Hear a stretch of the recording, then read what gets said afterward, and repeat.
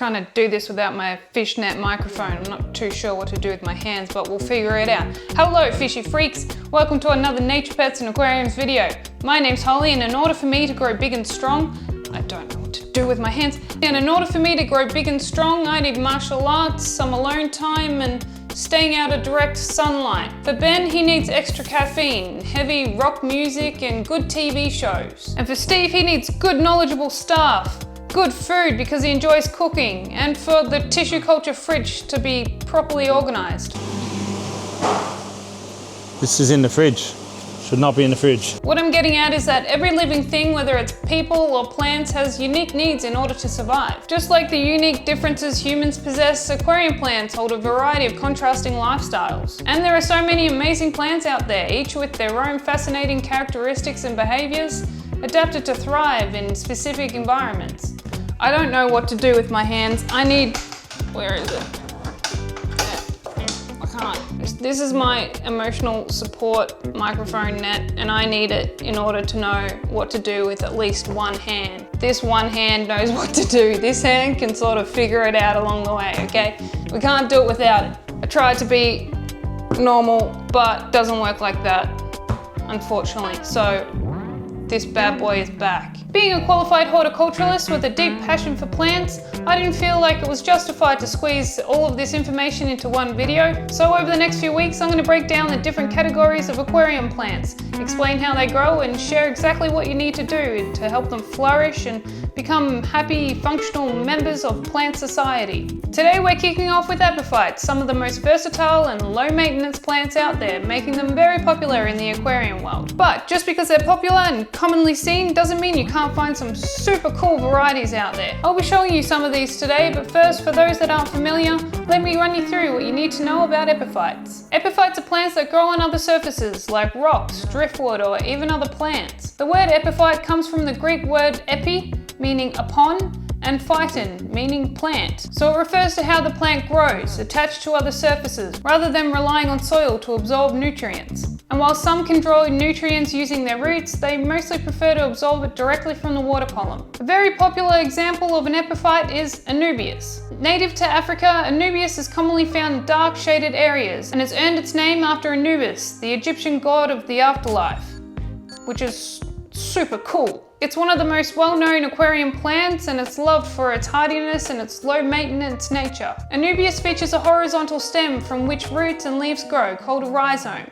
The rhizome itself cannot be buried, or else it will suffocate and rot away. Instead, it needs to be attached using either glue, thread, or be supported by a heavy rock to weigh it down. From the rhizome, roots will shoot and wrap tightly around porous surfaces. These roots act like natural ropes, securing the plant firmly in place. Over time, as the plant grows, the roots will spread and grip more securely. These roots can be buried in the substrate, as long as the rhizome is exposed. There are many epiphytes that rely on their rhizome like this. There's Java Fern, Bucephalandra, or Bolbitis. These guys grow slower than your common stem plants, but just because they're slow doesn't mean they're not mighty. And the positive to them taking their goddamn time is that you don't have to constantly cut them back, making them suitable for owners with busy lifestyles. They're less demanding, preferring low to medium light, and thrive in a wide range of water parameters. The downside to these plants taking their goddamn time is that they're more vulnerable to algae growth. Bloody algae. Their slow growth rate also means that they struggle to adapt to fluctuations in temperature and water conditions, making it crucial to maintain stable water parameters. Despite these challenges, epiphyte plants remain some of the most popular and visually striking choices of the aquarium world. They have an incredible range of varieties, and they can also grow immersed, a method frequently used by wholesalers to minimize algae and encourage faster growth. One of my personal favorite epiphyte plants are the micro ferns. From the Crepidomanes family,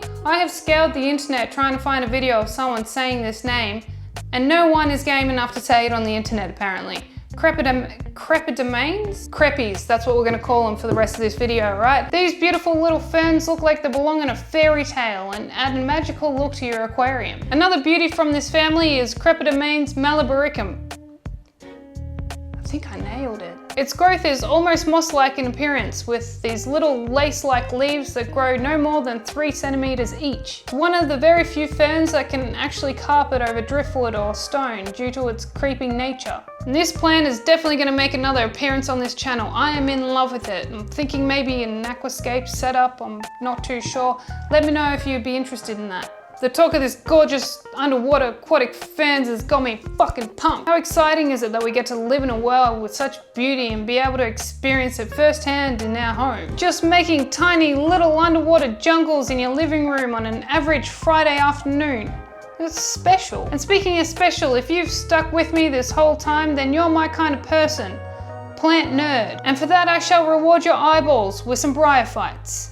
Oh yeah, we're talking moss. Bryophyte is the informal group name for mosses, liverworts and hornworts. They are non-vascular plants, which means that they have no roots and no vascular tissue. Aquarium mosses attach to surfaces primarily through small hair-like structures called rhizoids. Java moss is a versatile and popular moss native to Southeast Asia. Java moss is unique because it grows faster than most other mosses, and it can spread quickly once it's established itself, forming dense mats that create lush greenery in your tank. Its slow-growing appearance at first can quickly transform into a thick carpet if left unkept, which is perfect for those looking for a natural touch to their setup. But just be warned, it can easily take over your tank, so it does require more trimming maintenance to keep it under control. There are a lot of amazing mosses out there, and I could go on about a lot of them, but for the sake of everyone's short attention span and the hatred of me hearing myself talk for long periods of time, I'm going to just showcase the baddies of the crew. First up, flame moss. Look at it. It's absolutely gorgeous. This moss is clearly an outlier, boasting its unique vertical growth that resembles flickering flames. It's durable, tough, and actually quite dense. To maintain its vibrant appearance and encourage healthy growth, regular trimming is recommended. And if you like moss growing up, well, what about moss growing down? Weeping moss is a highly sought after aquarium moss that's known for its distinctive downward weeping growth pattern,